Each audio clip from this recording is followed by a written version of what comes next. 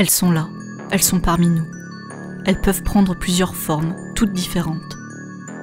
Dans les moindres recoins, elles se faufilent, ressemblant à s'y méprendre à des serpents de plastique enroulés en bobines. Elles s'entassent, prennent de la place, mais de quelle façon cela a-t-il commencé ? Créées pour garder le souvenir du temps passé, enregistrer le bonheur, revivre des jours heureux, ces images filmées ont fini par grignoter le réel.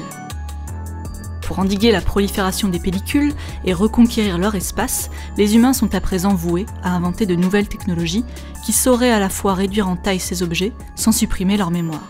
Ainsi, ils ont trouvé une solution, la numérisation. Après, si on part de zéro, on remet tout à zéro notre image. J'essaie de faire un truc à peu près propre. Voilà, et là, donc vous pouvez jouer sur la luminosité, les gamins, etc. Et puis à l'intérieur de chacun, vous jouez sur ce que je vous disais, sur les gammes de couleurs. Les humains à présent trient, scrutent dans les moindres détails ces images et procèdent à une sélection minutieuse. Chaque négatif est passé sous laser, identifié et enregistré. Ces pellicules finiront leur jour dans les sous-sols, lieux inhospitaliers pour les humains où la température n'excède pas les 8 degrés Celsius. À force de courage et de persévérance, ils reprennent le contrôle sur leur VHS et Super 8, mais la tâche est colossale. À Saint-Étienne par exemple, certaines bobines ont presque 100 ans, et sa cinémathèque renferme quelques trésors du cinéma populaire et éducatif stéphanois. Pionnière à bien des égards dans la valorisation de ce patrimoine, elle a mis en accès libre sur ce site, ce cinéma du début du XXe siècle, redécouvert lors de la numérisation.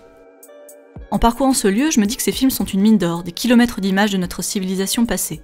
Plus de 2800 ouvrages, 120 titres de revues de cinéma et 7000 titres de vidéos y sont stockés. Un historien y trouverait aujourd'hui une richesse infinie d'informations et les archéologues du futur ne seront pas non plus lésés.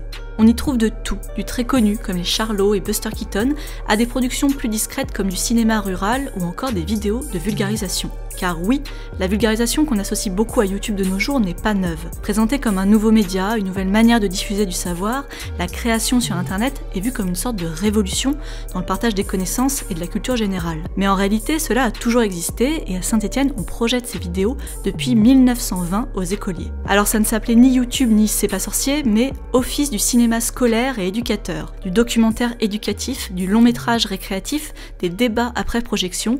En somme, un cinéma au service de l'éducation. Les films projetés aux élèves ont pour fonction principale de les faire rire, aimer l'école et finalement de les aider à mémoriser leurs leçons. Éducation, hygiène, sport, géographie, histoire, arts, sciences et même campagne anti-alcoolisme, tout est abordable et abordé par le cinéma éducateur. Ce type de pédagogie par l'image est précisément ce que tentent d'ailleurs de remettre sur pied les enseignants depuis 2018. Avec l'aide du ministère de la Culture, a été publiée une liste de chaînes YouTube propres à être diffusées en classe en novembre dernier. L'instruction par l'image est née au sortir de la Première Guerre mondiale, notamment à Saint-Étienne, et ne s'est pas arrêtée depuis. Oui, j'ai étonné 1926. Mais tu sais que ça fait moderne. Ouais. Un siècle après leur création, les images sont encore capables de résonner dans nos esprits. Les images sont partout, elles envahissent la vie, c'est certain. Si bien qu'elles auraient pu faire sombrer les humains dans la paranoïa. Ils les auraient alors sabotés, abandonnés, mais trop attachés à leurs reflets, ils ont choisi de les conserver. Les connaissances et savoirs des humains, enregistrés sur pellicule ou disque dur, empiètent leur espace vital. Qu'elles soient autrefois argentiques ou maintenant numériques, ces bandes passantes sont aussi la preuve de l'existence des humains sur la Terre. Ils ont compris la menace que représentent les envahisseuses, mais plutôt que de détruire ces œuvres, les terriens ont choisi la lutte et chacun d'entre eux va à présent continuer son travail, sa destinée. Et la Terre continue de tourner autour de son axe, inconsciente du désastre auquel elle a échappé.